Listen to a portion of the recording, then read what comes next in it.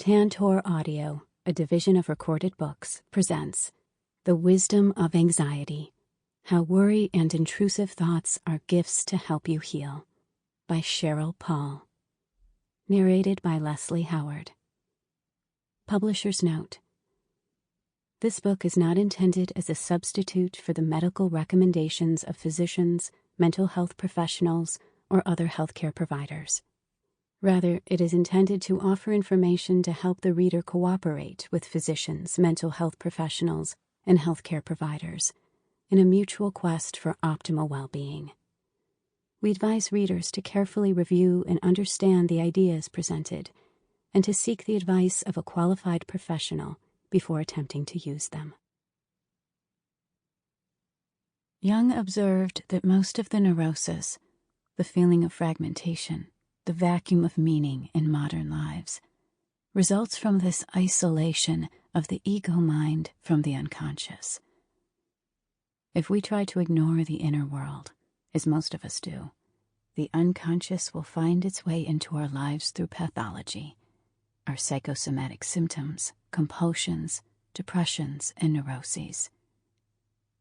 Robert Johnson, Inner Work, Using Dreams and Active Imagination for Personal Growth. Introduction. Anxiety is a doorway. Carl Jung said that if you find the psychic wound in an individual or people, there you also find their path to consciousness. For it is in the healing of our psychic wounds that we come to know ourselves. In the evolution of consciousness, our greatest problem is always our richest opportunity. Robert Johnson. We, Understanding the Psychology of Romantic Love. Anxiety is the wound of our times. According to the World Health Organization, 260 million people are diagnosed with anxiety worldwide, and millions more are without a diagnosis. These numbers clearly indicate that we are living in an age of anxiety. This profound psychic wound crosses all boundaries by which we typically classify ourselves, for anxiety, like loss, is one of the great equalizers.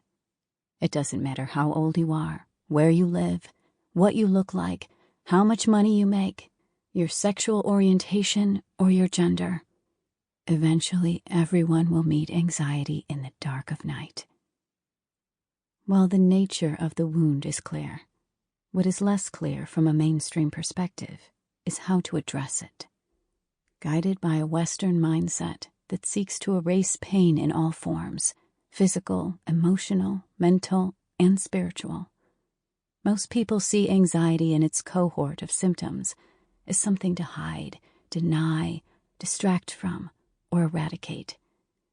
What we don't realize is that when we regard anxiety only as a problem and seek to eliminate the symptoms, it is pushed underground, where it's forced to rise back up with greater intensity.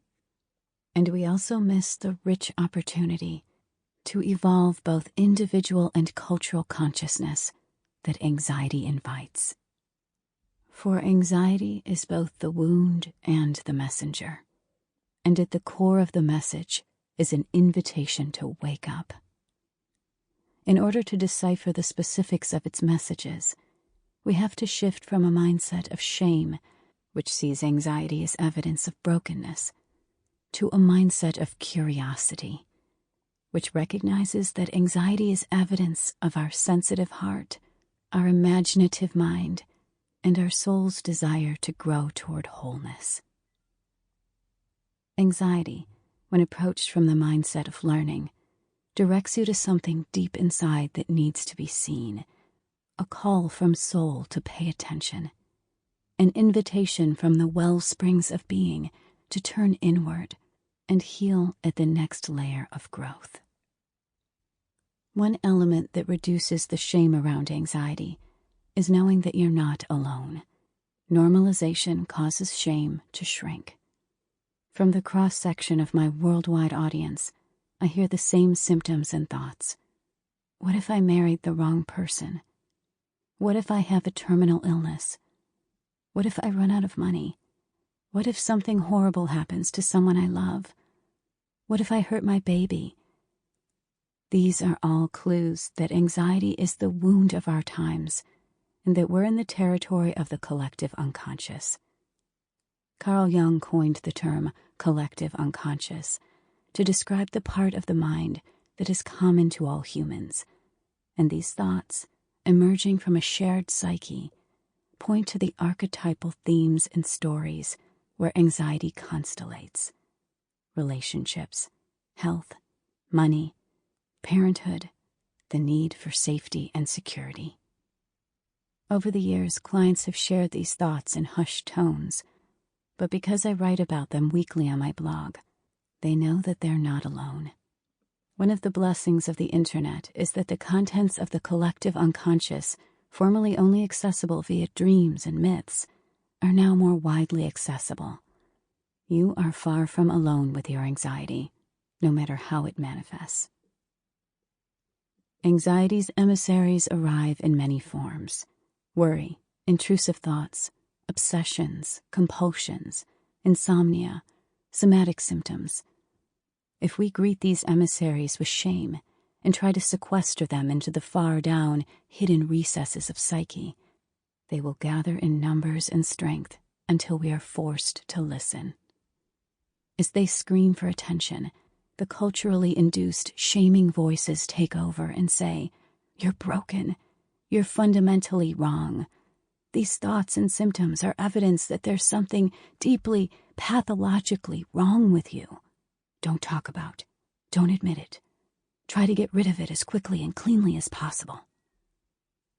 Seeing anxiety and intrusive thoughts as wise manifestations of the unconscious is a vastly different view, and a much more hopeful and life-enhancing view of anxiety than the one our culture holds. For what I've witnessed over the last 20 years of working closely in the underworld of psyche is that when we turn toward our symptoms, instead of medicalizing and pathologizing them, we begin to gather our gold. Anxiety is a doorway into a self that longs for wholeness. Our symptoms, when honored, lead the way. When you meet your darkest, most uncomfortable places with a mindset of curiosity and compassion, you transform, and your life expands in untold ways.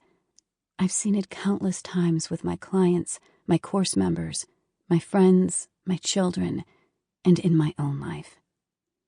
The same can be true for you. Brazil, my initiation into anxiety. There were several pivotal events in my life that invited me to realign with my soul. Times when my inner self grabbed me by the ankles and dragged me into the underworld. The first and most powerful was a panic attack that broke me open when I was 21, a few months before I graduated from college. It was that panic attack and the subsequent years of drowning in daily anxiety that shattered my illusion of my perfect life. It destroyed my glass castle of superiority, the belief that I was beyond suffering, created and confirmed by years of immersion in an education system that rewarded me for being school smart. It destroyed my conviction that I had the right answers, or any answers. In short, it brought me to my knees in all ways. From heart palpitations to a phobia of driving that ensued after that first panic attack, to night terrors and nightmares that punctuated my sleep for years. And yet, from the ashes, the pain, and the total destruction of life as I had known it, a new life, and a life's work, was born. This is how our unconscious, working through anxiety and its sisterhood of symptoms, invites us toward wholeness. We're broken open, brought to our knees, dragged into the underworld, not to be tortured or because there's something wrong or disordered with us, but because there's something right and beautiful inside that is longing to be seen and known. The seeds of my panic attack had been planted a year before and were intimately connected to a trip to Brazil my junior year of college. I never planned to go to Brazil. Having spoken Spanish Sample complete. Ready to continue?